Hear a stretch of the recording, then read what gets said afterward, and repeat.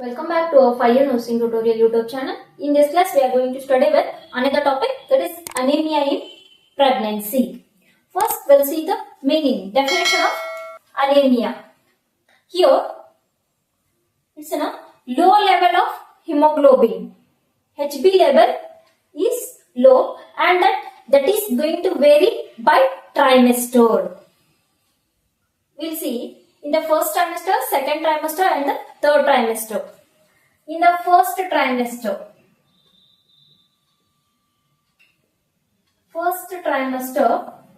HB less than 11 gram per dl. It indicates anemia. And then second trimester, it is 10.5, less than 10.5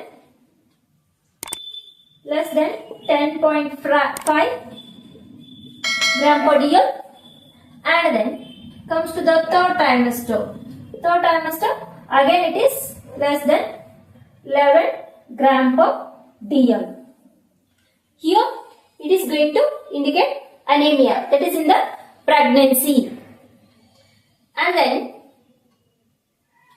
here normal HB during pregnancy, that is 11 to 15.1 gram per dl. It's a normal HB of a pregnant female. That is, it's a normal 11 to 15.1 gram per dl. Next, we'll see the classifications.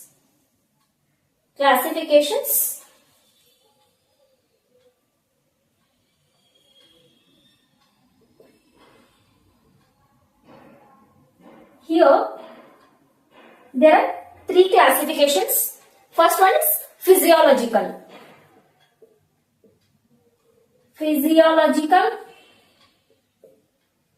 And then pathological. Second one is a pathological. And then third one is a based on severity.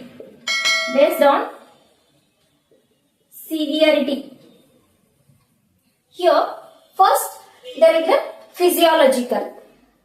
Here, it's a classification. This occurs when there will be the increase in the plasma volume. That is 50%. When there will be the increase in the plasma volume, that is 50%. And then it's a non-pathological, and then it is resolves postpartum. And then comes to the pathological.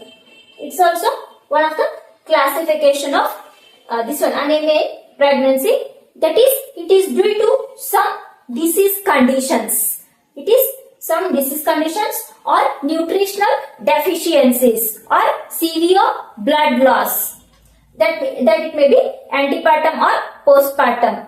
And then next comes to the based on severity. Here there are four types, that is mild, moderate, severe and very severe. We'll see it.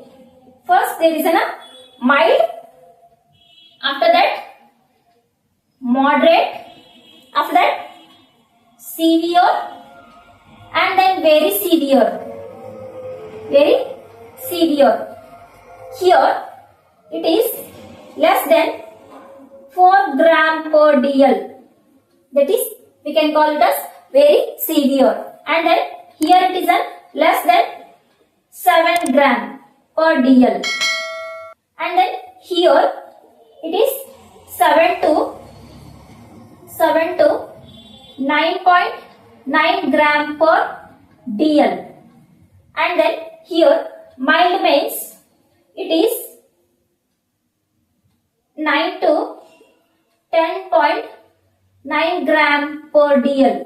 Then we can call it as a mild, moderate, severe and a very severe. These are the classifications. And then most important is, this is according to WHO, World Health Organization. This classification is based on WHO. According to WHO classification, There is a mild, moderate, severe and very severe. Next we'll see the causes, etiologies for anemia in pregnancy. First, there is a nutritional deficiency. Here, iron deficiency anemia, and then folate deficiency, and then vitamin B12 deficiency, and then blood loss. It may be antepartum or postpartum hemorrhage, and then gastrointestinal blood loss, and then increased demand, higher requirement for nutrients during pregnancy, and then chronic diseases, that is like infections, that is malaria or TB, and then chronic diseases like this one, systematic lupus erythematous, and then rheumatoid arthritis. These are the etiological factors for the anemia in pregnancy. And next we'll see the clinical features. Here, fatigue, weakness and lethargy, and then pallor, that is skin and the conjunctiva, dizziness of fainting, shortness of breath, palpitations, and then pica. It's a craving non-food items. Craving non-food items like ice, clay, etc. And then swelling, that is in severe anemia. Next we'll see the diagnostic evaluations for the anemia in pregnancy. That is complete blood count, and then peripheral blood smear, and then serum iron studies.